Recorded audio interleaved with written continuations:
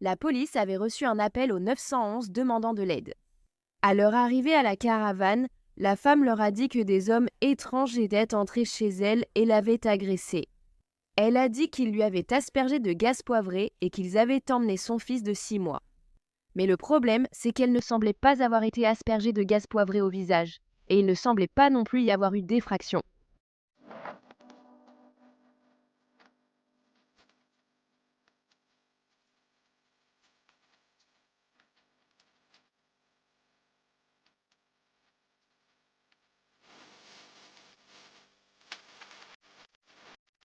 Bienvenue ou bon retour, je suis Cassie et voici Un monde maléfique. L'histoire que j'ai à vous raconter aujourd'hui concerne un adorable petit garçon de 6 mois qui a non seulement été tué inutilement, mais aussi de manière cruelle et horrible. Ceci est l'histoire de Levi Ellerby.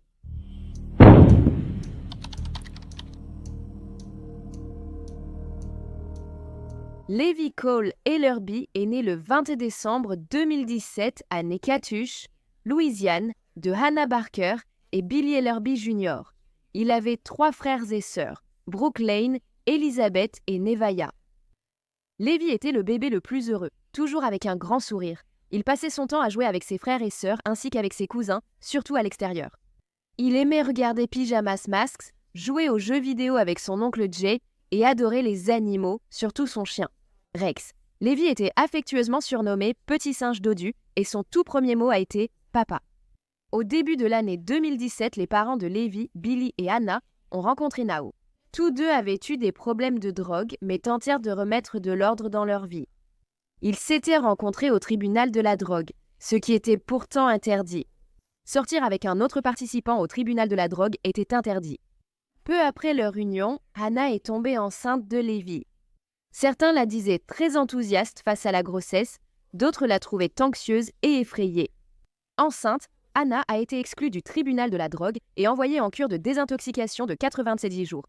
Le tribunal avait découvert qu'elle fréquentait Billy alors qu'il n'était pas censé le faire. Le juge l'avait réprimandée pour avoir ridiculisé le tribunal. Elle a essayé de décrire leur relation au juge comme étant seulement des baisers et des câlins, mais il a dit que ce n'était pas acceptable non plus. Évidemment, parce que ça reste quand même une relation. Je suppose que tu ne fais pas que l'embrasser sur la joue.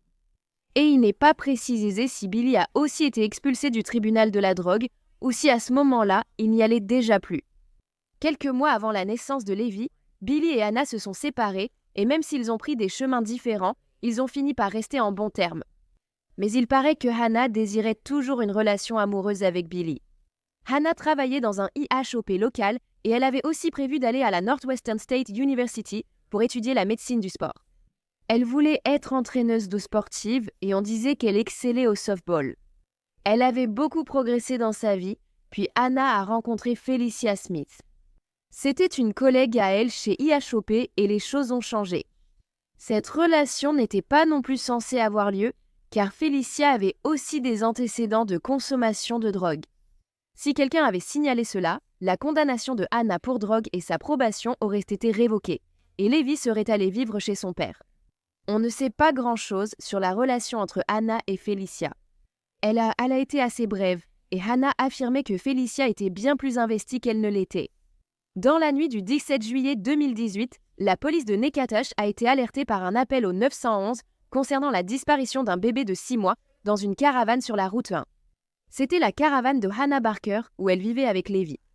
Quand la police est arrivée, elle leur a dit que 2 hommes étaient venus à sa caravane, avaient commencé à frapper à la porte et avaient rapidement fait irruption à l'intérieur. Elle dit qu'ils lui ont ensuite aspergé le visage de gaz poivré et qu'elle a réussi à leur échapper. Après avoir couru autour et être revenus, ils étaient dos partis et ils avaient emmené Levi. La police de Natchitoches a fouillé la zone pour retrouver Levi et sollicité l'aide de 3 autres villes. La police n'a divulgué aucune autre information concernant les suspects ou leur apparence supposée. Cette nuit-là, la grand-mère de Levi, Katie Ellerby, était chez elle. Quand Hannah l'a appelée puis a raccroché, Katie a essayé de rappeler Hannah, mais elle n'a pas répondu à plusieurs appels. Finalement, Hannah a rappelé Katie et lui a dit que Levi avait disparu. Elle a dit qu'il avait été kidnappé sans donner plus de détails. Paniquée, Cathy est montée dans sa voiture et s'est rendue chez Anna. Quand Cathy est arrivée chez Anna, Anna était assise à l'arrière d'une ambulance. Et quand Cathy a essayé de lui parler, elle n'a cessé de crier qu'ils allaient tuer Lévi et qu'il allait mourir. Vers 22h20 ce soir-là, un passant a aperçu un incendie près des voies ferrées, à côté de l'avenue Brita, et a appelé le 911. C'était à quelques pâtés de maison de la maison d'Anna. Lorsque les pompiers sont arrivés, ils ont découvert non seulement un incendie dans un fossé le long des voies ferrées, mais ils ont aussi découvert le petit Lévi. Il était allongé face contre terre, il empestait l'essence et il avait été gravement brûlé. Lévi s'accrochait encore à la vie, même s'il avait des brûlures au 2e et au 3e degré sur tout son petit corps. Les secours ont transporté Lévi en urgence dans un centre médical, puis évacué par hélicoptère à l'University Health de Shreveport. Lévi est décédé ici le 18 juillet. Le petit Lévi avait subi des brûlures sur plus de 90% de son corps. La communauté était indignée.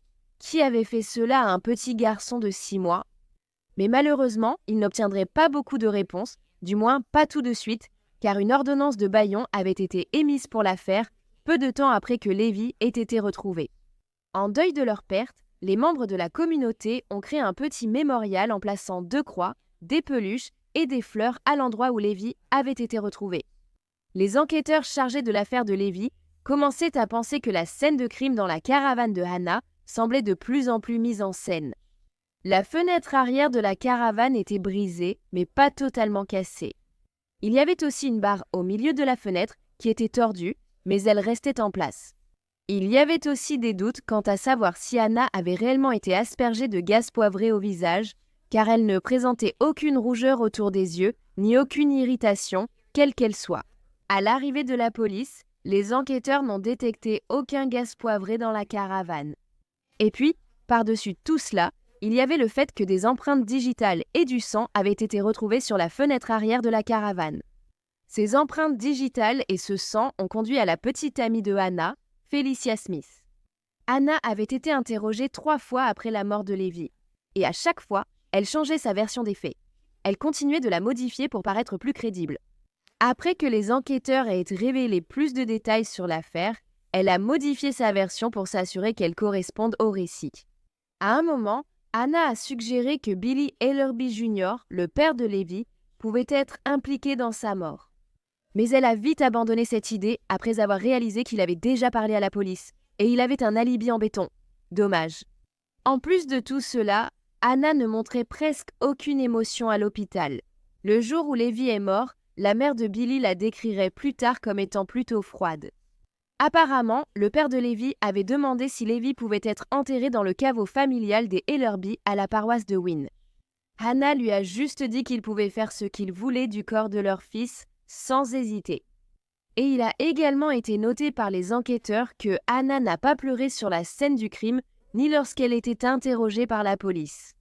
Les amis, la famille et les connaissances de Hannah la jugeaient aussi, disant qu'elle ne semblait pas assez bouleversée après la mort de son fils. Mais la mère de Billy, Cathy, essayait de donner le bénéfice du doute à la mère de son petit-fils. Elle ne pensait pas qu'il y avait la moindre chance que Hannah ait pu être impliquée, mais Cathy a dit que toute sa famille a commencé à soupçonner de plus en plus Hannah, à mesure que de nouvelles informations sortaient. Comme je l'avais mentionné, on a retrouvé les empreintes digitales et du sang de Felicia sur la fenêtre arrière de la caravane. 4 jours après la découverte de Lévi gravement brûlé, le 21 juillet 2018, Felicia a été arrêtée et inculpée de meurtre au 1er degré. Le public ignorait qui était Felicia ou pourquoi elle avait été arrêtée en raison de l'ordonnance de non-divulgation. Mais il a rapidement été révélé que Felicia et Hannah entretenaient une relation amoureuse et sexuelle. En fait, on les avait toutes les deux vues en ville avec le petit Lévi et elles venaient tout juste de rompre quelques jours avant la mort de Lévi. Le fait est qu'un bébé demande beaucoup de temps, alors les gens se demandaient si Hannah s'était peut-être lassée de cet engagement et si c'est ce qui était arrivé à Lévi. Tout le monde allait bientôt avoir des réponses lorsque Felicia Smith a commencé à avouer à la police ce qui s'était passé pour Lévi dans la nuit du 17 juillet. Felicia a dit aux enquêteurs que c'était l'idée d'Hannah de tuer le petit Lévi. Mais bien sûr, Hannah a nié toute implication dans la mort de son fils. Felicia a déclaré aux enquêteurs qu'un jour, alors qu'elle travaillait chez IHOP, Hannah a dit à Felicia que si elle l'aimait, elle ferait n'importe quoi pour elle, même si cela signifiait aller en prison. Et après cette déclaration énigmatique, Hannah a finalement avoué et a demandé à Felicia si elle accepterait de tuer son fils, Levi. Felicia a dit qu'au début elle avait refusé, mais pour une raison inconnue, elle a ensuite décidé qu'elle le ferait. Le 17 juillet, Felicia est allée chez Hannah où se trouvait une arme à feu dans la caravane. Elle a décidé qu'elle allait tirer sur Levi, mais l'arme s'est enrayée parce que quelqu'un avait mis les balles à l'envers dans le pistolet. Hannah lui aurait alors dit de brûler le petit Levi jusqu'à ce qu'il ne reste que des os, car cela permettrait de faire disparaître les preuves. Pour une raison quelconque, Felicia a décidé que c'était une bonne idée et elle a emmené Levi hors du parc de maisons mobiles. Elle a marché avec lui sur environ 1 mile, traversé les voies ferrées et atteint l'avenue Britta, dans une zone boisée entre les voies ferrées et une clôture derrière une maison. Felicia a posé le petit Levi par terre. Elle l'a ensuite aspergé d'essence et a mis le feu à son corps.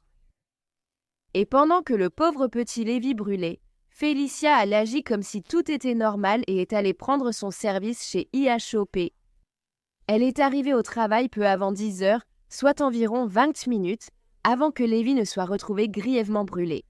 Felicia Smith a été détenue sans libération, sous caution à la prison du comté de Richland, jusqu'à son procès. Hannah a été arrêtée 4 jours après Felicia, le 25 juillet 2017. Elle avoue qu'elle a été inculpée comme principale responsable d'un meurtre au premier degré et de complot pour tuer un enfant de moins de 12 ans. Les procureurs ont ensuite requalifié l'accusation de Hannah, passant de principale responsable à simple meurtre au premier degré.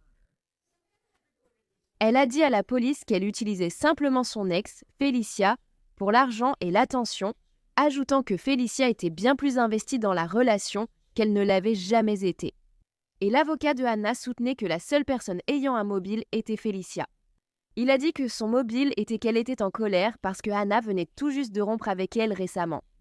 L'avocat de la défense a déclaré que Felicia avait accusé Hannah d'être impliquée dans le meurtre de Levi. Cependant, il n'y avait aucune preuve matérielle pour étayer cela. Il a affirmé que Felicia impliquait sa cliente uniquement pour obtenir un meilleur accord. Alors, est-ce que Felicia a fait cela parce qu'elle était en colère d'avoir été quittée? Ou bien était-elle jalouse qu'Hannah aimait encore Levi et elle inventait tout cela? Non, Hannah était complètement impliquée là-dedans. Il y avait quelques personnes qui avaient récemment entendu Hannah dire à quel point il avait été difficile d'être une mère célibataire.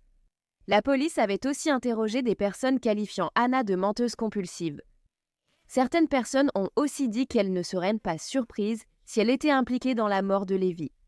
Mais, comme son avocate l'avait dit, il n'y avait aucune preuve matérielle indiquant qu'Hannah avait été impliquée dans le meurtre de Levi. Mais en raison de tout ce que la police avait déjà entendu, Hannah Barker a été détenue au centre correctionnel de Caddo en attendant son procès. En juillet 2021, à 28 ans, Felicia a accepté un accord de plaidoyer pour éviter un procès pour meurtre capital et la peine de mort. Felicia a plutôt plaidé coupable d'homicide involontaire, de complot de meurtre au premier degré et de cruauté envers un mineur. Et au lieu de la peine de mort, elle a été condamnée à 80 ans de prison. Dans le cadre de cet accord, elle a dû témoigner contre Hannah au tribunal. Et ensuite, en juin 2022, Hannah devait être jugée et elle risquait également la peine de mort si elle était reconnue coupable.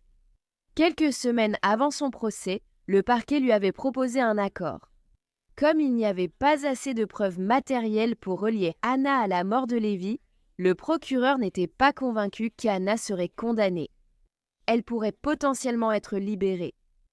Alors, dans le but de s'assurer qu'elle purge une peine et soit punie pour la mort de Levi, un accord de plaidoyer a été proposé. L'autre famille de Levi a décidé d'accepter cet accord pour s'assurer que Hannah soit punie. À la satisfaction générale, Hannah a accepté l'accord de plaidoyer. Elle n'allait pas s'en sortir sans conséquence. Elle a accepté de plaider coupable, selon le plaidoyer Alfred, à une accusation moindre d'homicide involontaire ainsi qu'à des accusations de complot. Elle a été condamnée à 10 ans sans possibilité de probation, de libération conditionnelle ou de sursis pour l'homicide involontaire et à 30 ans pour le complot. Un plaidoyer Alfred signifie qu'elle nie le crime et maintient son innocence. Donc Hannah Barker, qui a maintenant 26 ans, purge ses peines simultanément. Elle purge sa peine au centre de transition pour femmes de Louisiane à Tallulah, en Louisiane. L'avocat de Hannah a réagi à sa condamnation en blâmant entièrement Felicia. La grand-mère de Levi, Kathy Ellerby, dira plus tard qu'Hannah lui avait confié quelque chose. Ce premier jour, lorsque Levi avait disparu et qu'elle était assise à l'arrière de l'ambulance, Hannah avait dit à Kathy « Personne n'a regardé par là et n'a pointé en direction de Britta Ave. » À ce jour, Kathy dit que cela la hante tout le temps, se demandant si elle aurait pu sauver Levi. Kathy, ainsi que le reste de la famille de Levi, savent que Hannah n'est pas innocente dans ce crime. Kathy dit que même si Felicia aurait dû avoir assez de bon sens pour savoir qu'elle ne devait pas tuer Levi, elle pense qu'elle a été fortement manipulée par Hannah. Et incroyablement, lors de la condamnation de Felicia Smith, Kathy lui a dit qu'elle lui pardonnait. Elle a dit qu'elle croyait que Felicia avait dit la vérité aux enquêteurs à propos du plan, ainsi que sur l'acte de tuer Levi. Kathy pense aussi que Felicia cherchait simplement quelqu'un pour l'aimer et prendre soin d'elle, mais qu'elle a fini par être un pion pour Hannah. La famille de Levi construit une aire de jeu à l'église Old Union, fréquentée par sa grand-mère Kathy Ellerby Awin, pour lui rendre hommage. Les funérailles de Levi ont eu lieu le 20 juillet 2018 au Southern Funeral Home. Il a ensuite été enterré au cimetière Old Union à Joyce, en Louisiane. Le 4 août 2018, la communauté de Levi s'est réunie pour célébrer sa courte vie. Des associations locales ont organisé un lâcher de ballons et une veillée de prière au centre-ville de Natchitoches, Louisiane. La cérémonie était ouverte à tous ceux souhaitant rendre hommage. Les organisateurs ont remis des rubans orange, la couleur favorite de Levi, et des ballons à ceux qui n'en avaient pas. Eh bien, merci d'avoir écouté toute l'histoire de Levi aujourd'hui. Il est assez évident que Hannah a joué un rôle dans sa mort. Mais si sa raison était simplement de se débarrasser de lui parce qu'être mère célibataire était trop difficile, alors pourquoi n'a-t-elle pas demandé à son père de le prendre, ou à sa grand-mère, ou littéralement à n'importe qui au lieu de le tuer? C'était un garçon doux et heureux. Il y a tellement de personnes qui auraient pris soin de Levi et l'auraient aimé. Mais je pense que Kathy a raison et que Felicia n'était qu'un pion pour Hannah. Qu'en penses-tu? Si tu aimes les histoires criminelles et veux les entendre de moi, abonne-toi et active les notifications ci-dessous. Ainsi tu seras informé quand je publie une nouvelle vidéo, ce qui arrive plusieurs fois par semaine. À la prochaine. Merci d'avoir regardé Un Monde Maléfique. Prenez soin de vous. Salut!